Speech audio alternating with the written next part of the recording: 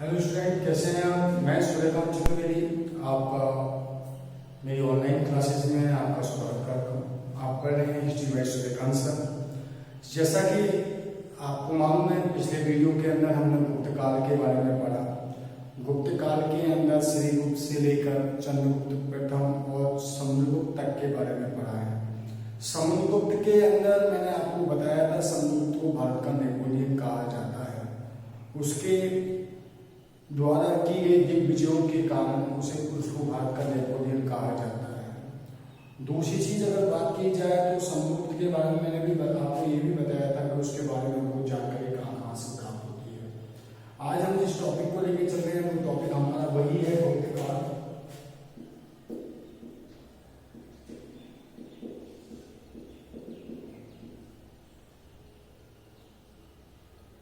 गुप्त काल टॉपिक ही वही है हमारा। देखिए, गुप्त काल के अंदर आज हम पढ़ेंगे चंद्रगुप्त द्वितीय को।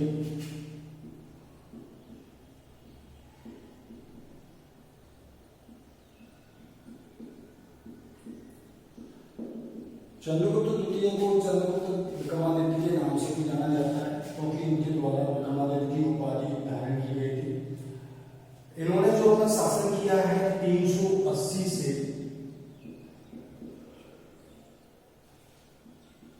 412 ईस्वी तक 412 ईस्वी तक इन्होंने अपना शासन किया है। इन्होंने चंद्रगुप्त द्वितीय के द्वारा शासन किया गया है। समुद्रगुप्त के पश्चात पुत्र जो है ये समुद्रगुप्त के पुत्र हैं।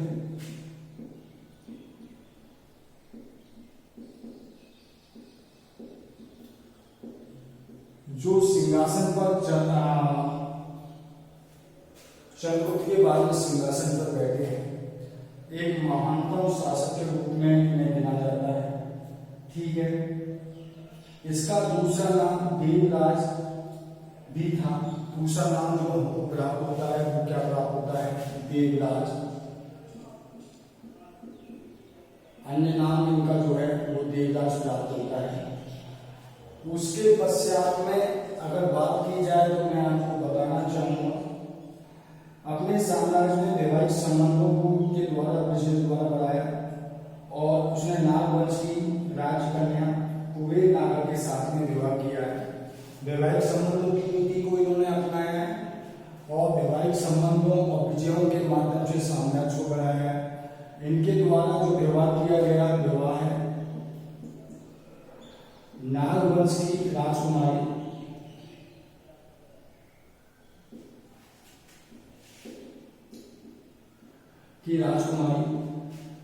कुबेर नागा के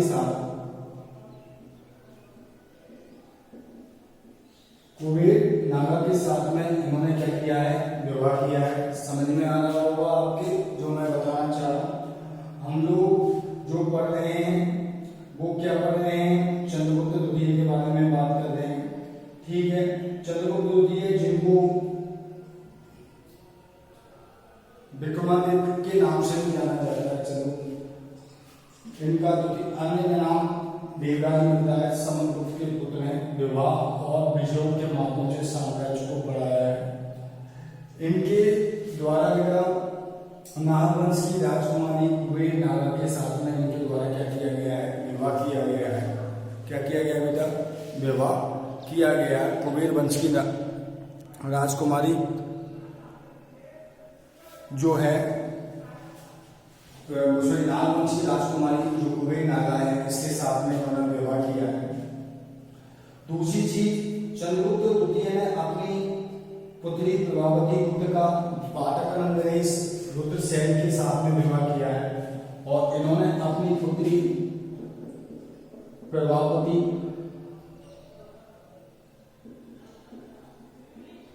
गुप्त का विवाह बाटक नरेश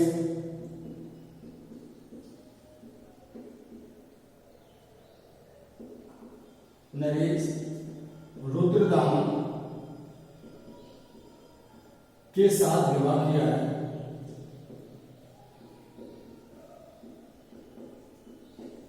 रुद्रदामन के साथ में क्या किया है? विवाह किया है। बाटक नरेश जो रुद्रदामन है साथ में इन्होंने विवाह किया है। रुद्रदामन की मृत्यु के बाद भारतीय शासन को नियमित रूप से उसने अपने साम्राज्य में मिला लिया। जब रुद्रदामन की मृत्यु हो जाती है उसके पश्चात में, और उज्जैनी को, जो उज्जैनी है, इसको अपनी दूसरी राजधानी बनाया।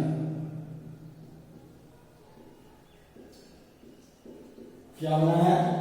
उज्जैनी को इनके द्वारा क्या बनाया गया है? दूसरी राजधानी बनाया गया है। किनके द्वारा? चंद्रगुप्त के द्वारा उज्जैनी को दूसरी राजधानी बनाया गया है।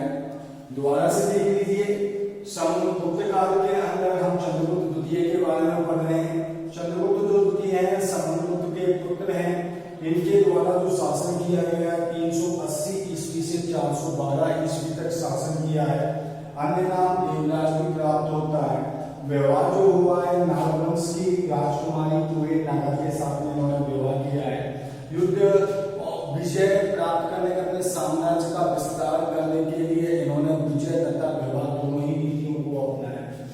प्रभावती गुप्त जो अपनी पुत्री है, इसका विवाह रुद्रदामन के साथ में इन्होंने विवाह किया है और उज्जैनी को दूसरी राजधानी बनाया है। क्योंकि रुद्रदामन की मृत्यु हो गई थी, उसके पश्चात में इन्होंने उज्जैनी को दूसरी अपनी राजधानी बना लिया। चंद्रगुप्त द्वितीय ने जब शकुन को पराजित किया, चंद्रगुप्त द्वितीय के द्वारा किनको पराजित किया गया? शकुन को पराजित किया गया। शकुन को जब पराजित किया गया तो इन्होंने एक उपाधि धारण की थी जिसका नाम है विक्रमादित्य। क्या कौन सी उपाधि धारण की थी बेटा? विक्रमादित्य की उपाधि धारण की। ध्यान रखिएगा, पूछा जाता है चंद्रगुप्त विक्रमादित्य की उपाधि क्यों धारण की थी, तो किसको धारण की थी? शकुन को जो पराजित किया था, शकुन को पराजित करने के उपलक्ष्य में इन्होंने जो उपाधि धारण किया वो विक्रमादित्य की उपाधि धारण की है, ये ध्यान रखिएगा।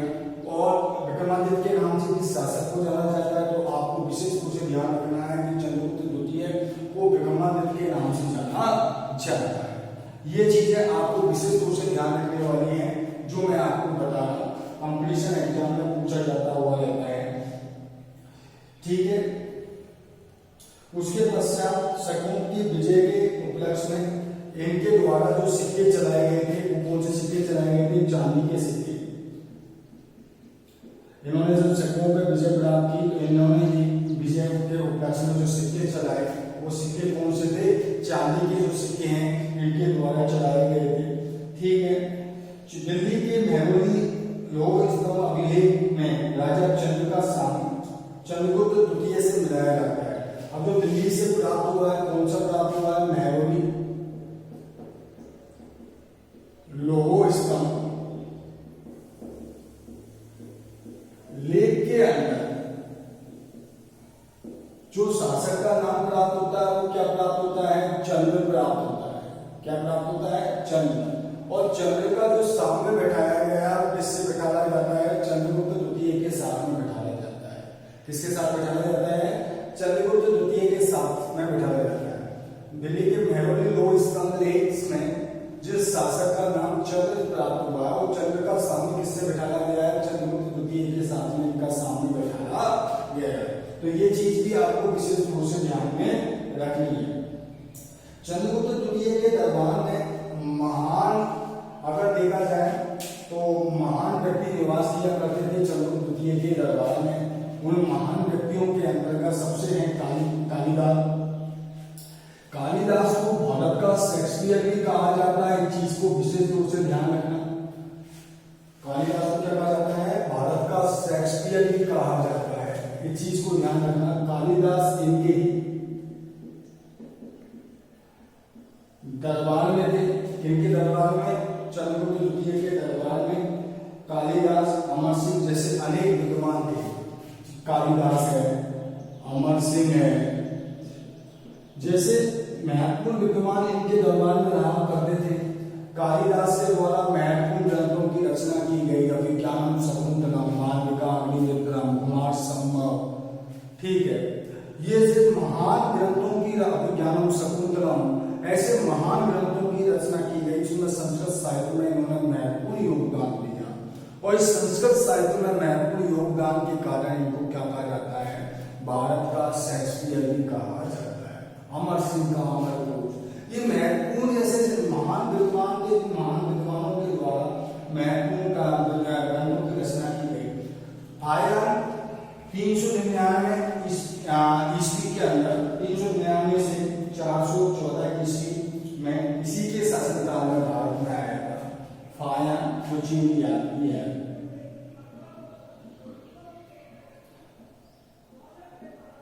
फायान जो चीनी यात्री है 399 से, और इनका जो शासन होता है 414 ईस्वी, 414 का जो काल है, इस काल के अंदर इनके दरबार के अंदर फायान आया। फायान जो जिसने भारत के बारे में बताया है, तो ये हम जो पढ़ रहे थे गुप्तकालीन शासक चंद्रगुप्त द्वितीय यानी चंद्रगुप्त विक्रमादित्य के बारे में पढ़ रहे थे। मुझे आशा है कि आपको ये समझ में आ रहा होगा, ठीक है, क्योंकि मेरे द्वारा जो टॉपिक दिए जा रहे हैं बड़े तरीके से दिए जा रहे हैं, बड़े अच्छे तरीके से समझाए जा रहे हैं। मुझे आशा है वो आपके समझ में आ रहा होगा। तो हमको यहाँ तक पढ़ लिया, उसके बाद में जो नेक्स्ट शासक हैं कुमारगुप्त आते हैं। कुमारगुप्त जिन्होंने 414 से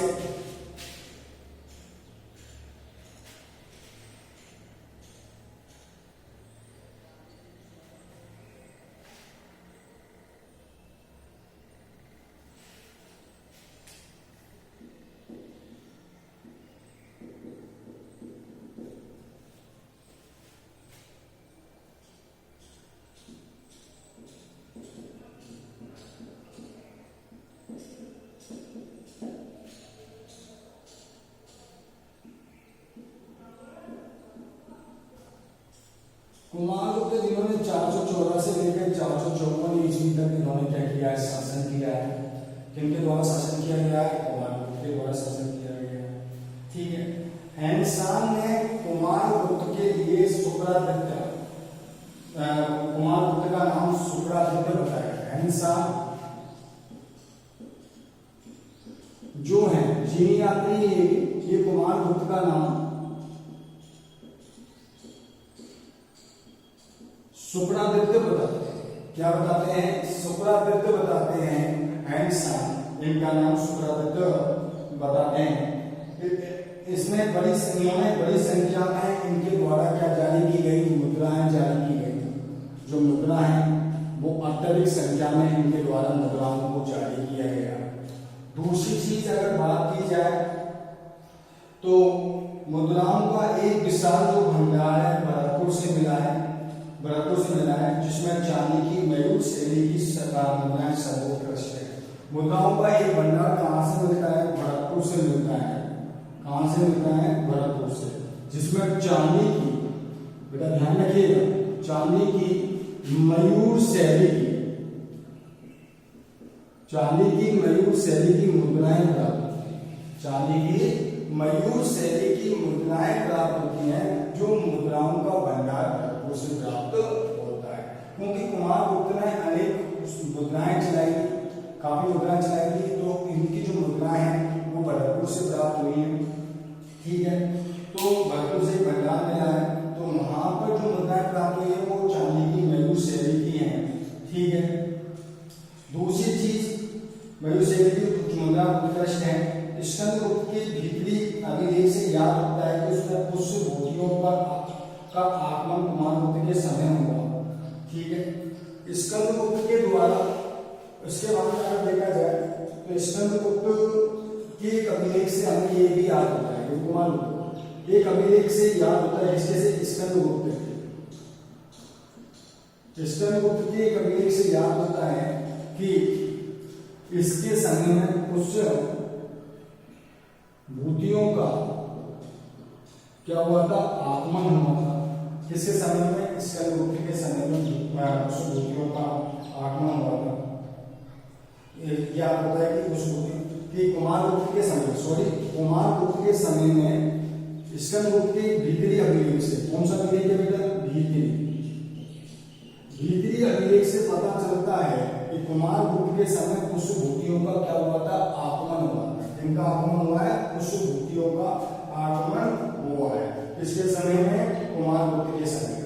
कुमार गुप्त के द्वारा अश्वमेध यज्ञ का आयोजन किया गया। किसका आयोजन किया गया? अश्वमेध यज्ञ का आयोजन किया गया। कौन सा यज्ञ का आयोजन किया गया बेटा? अश्वमेध यज्ञ का आयोजन कुमार गुप्त के द्वारा किया गया। नालंदा विश्वविद्यालय के संस्थापक के रूप में भी कुमार गुप्त को जाना जाता है।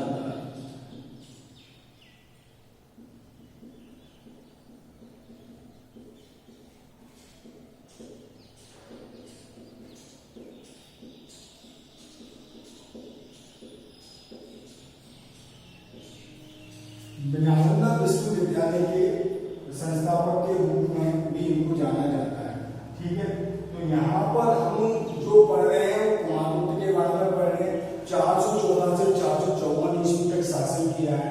हैंगसांग ने शुक्रादित्य कहा है। इनके द्वारा काफी मुद्राएं चलाई गई, उनमें कुछ चांदी की, मयूर शैली की उत्कृष्ट मुद्राएं मिली है। उत्कृष्ट मुद्राएं स्कंदगुप्त के भीतिगांव अभिलेख से पता चलता है कि पुष्पभूतियों ने कुमार गुप्त के समय में क्या किया था? आगमन किया था। ये जो सारी जानकारी है हमें किसके बारे में प्राप्त होती है? कुमार गुप्त के विषय में हमको ये जानकारियां प्राप्त होती है, जिससे हमको समझने में आसानी रहती है। उसके बाद आते हैं स्कंदगुप्त। एक चीज का ध्यान रखिएगा, इनके द्वारा अश्वमेध यज्ञ किया गया। नालंदा विश्वविद्यालय के संस्थापक के रूप में भी कुमार गुप्त को माना जाता है। किसको माना जाता है? कुमार गुप्त को भी नालंदा विश्वविद्यालय के संस्थापक के रूप में माना जाता है।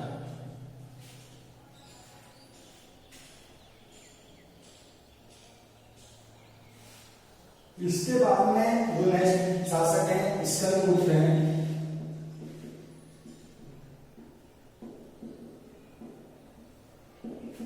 कौन से शासक आ जाते हैं? स्कंदगुप्त आ जाते हैं, जिन्होंने 455 से 468 तक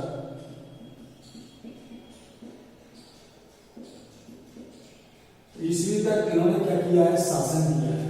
455 से 468 ईस्वी तक इनके द्वारा क्या किया गया? शासन किया गया। राजरोहण के तुरंत बाद में उन्होंने, जब इसका राजरोहण हुआ तो राजरोहण के तुरंत बाद हुनों का आगमन हुआ। इसका आगमन हुआ, हुनों का आगमन हुआ। ठीक है, स्कंदगुप्त कुमार गुप्त के बाद में स्कंदगुप्त है। राजरोहण के तुरंत बाद में किसका आगमन हुआ है? हुनों का आगमन हुआ है और आगमन का सामना करना पड़ा। स्कंदगुप्त के भीतरी स्तंभ लेख से पता चलता है। कौन से स्तंभ लेख से? भीतरी स्तंभ लेख से। भीतरी स्तंभ लेख तथा जूनागढ़ शिलालेख में हुनों पर विजय, हुनों पर स्कंदगुप्त की विजय का उल्लेख किया गया है। अब देखिए स्कंदगुप्त का भीतरी और जूनागढ़,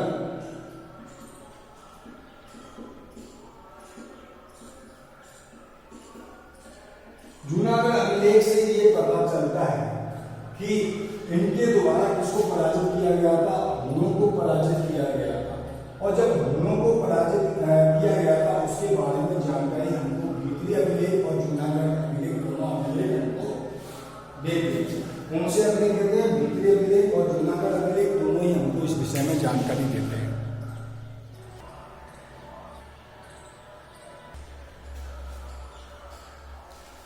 तो भीतरी और जूनागढ़ अभिलेख से हमको इस विषय में हमको जानकारी प्राप्त होती है। दूसरी बात की जाए तो इसके विषयों का उल्लेख मिलता है। उसके पश्चात में अगर स्कंदगुप्त ने पांडुदत्त को सौराष्ट्र का राजपाल नियुक्त किया था। इन्होंने जो पांडुदत्त है उसको सौराष्ट्र का, पांडुदत्त को कहां का? सौराष्ट्र का राज्यपाल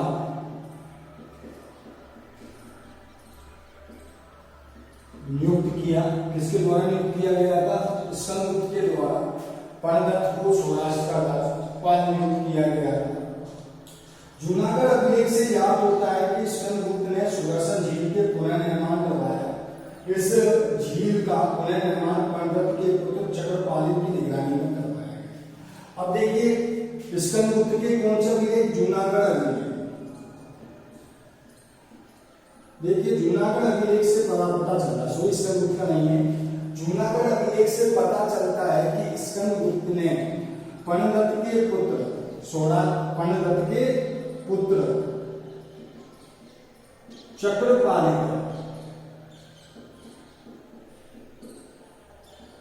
के निर्देशन के अंतर्गत सुदर्शन जो झील है, कौन सी झील है? सुदर्शन जो झील है, इसका क्या करवाया? पुनः निर्माण करवाया। क्या करवाया बेटा? पुनः निर्माण करवाया। पर्णदत्त के पुत्र चक्रपालित के निर्देशन में इनके द्वारा सुदर्शन जो झील है, इसका क्या करवाया गया था? पुनः निर्माण करवाया गया।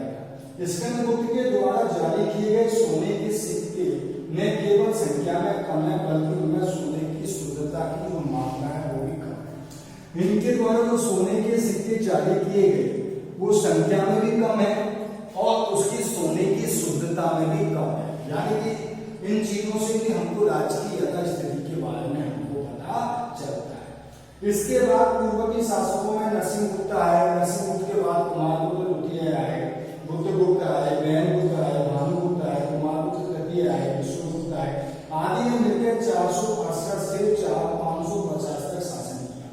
इनके बाद में जो शासक आए हैं उन्होंने 468 से 550 ईस्वी तक शेष शासकों ने क्या किया है? शासन किया है।